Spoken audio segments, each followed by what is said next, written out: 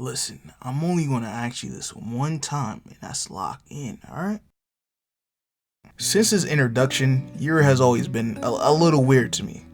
He hid in a group of faceless grunts and was able to catch Chihiro completely off guard. When his tattoo was shown, I wrote him off as just another member of the Hishaku, but no.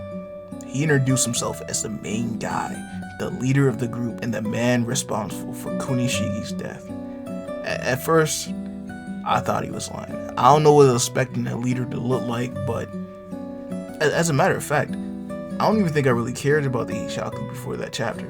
Outside of giving Sojo the enchanted blade, they really weren't in the story like that. So I kind of forgot about them. Sure, I knew they would come back a little later, but just not this early. Yura didn't help my case at all. For the leader of the group, he came off as uncharismatic.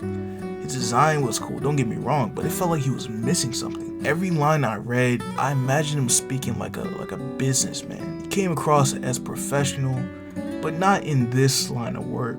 He looked like he wasn't supposed to be there. Now, as we know now, the Hishaku are a bunch of weirdos, okay? Hirohiko is obnoxious.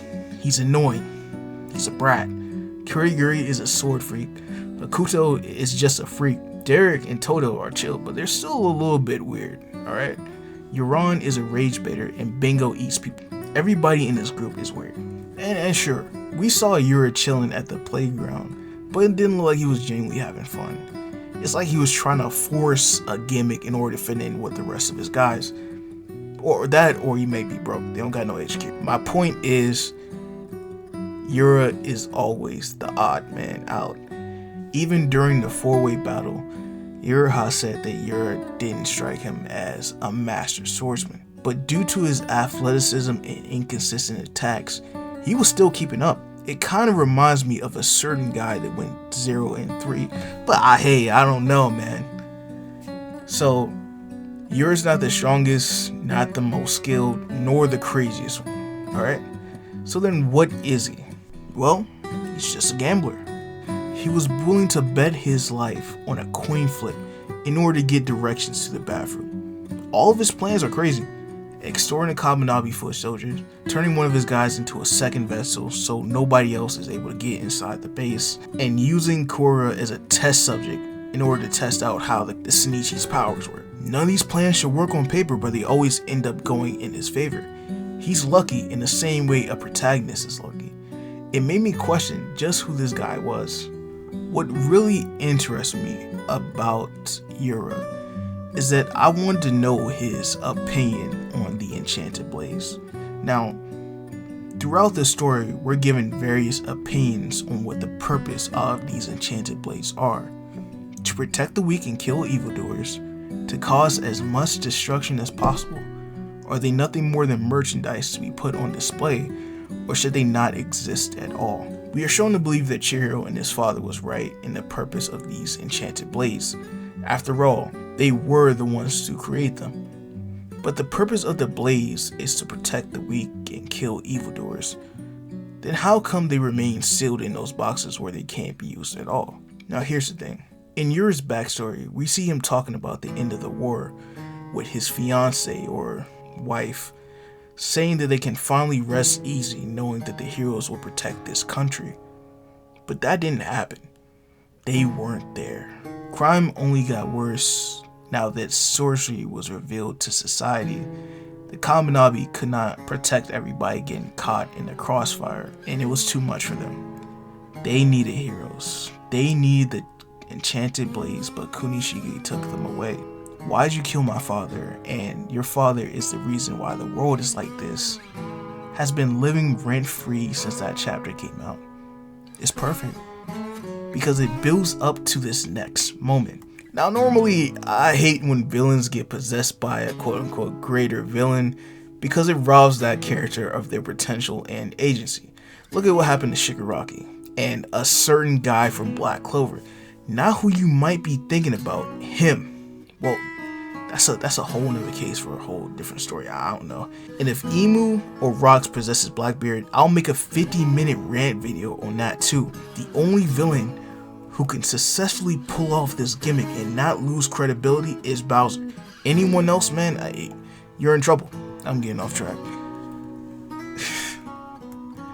Chapter 100, we finally get to see the Sword Saint in person and find out just how terrifying he actually is. Now, we are told previously that Kunishige gave his most powerful sword to his most trusted ally, and led to believe that the sword's power ended up corrupting him, right? So, for a corrupted guy, Akemura Soga is really chill, okay?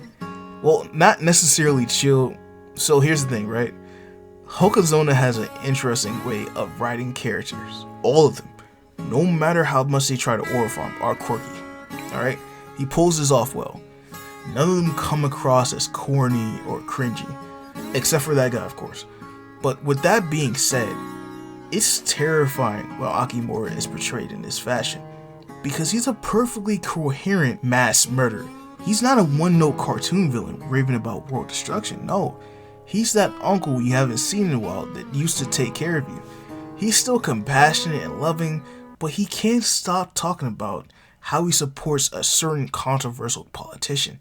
He's that friend you haven't spoken to in years, but when you guys link up, it's like no time has passed at all. Sure, he went down a red pill pipeline and is slightly more misogynistic, but he's still funny as hell and was there for you at your lowest. I think you get my point. Just replace what I said with 10 times worse topics and you got Akemura. That sword didn't drive him insane. He's always been like that. Akemura never lost his way.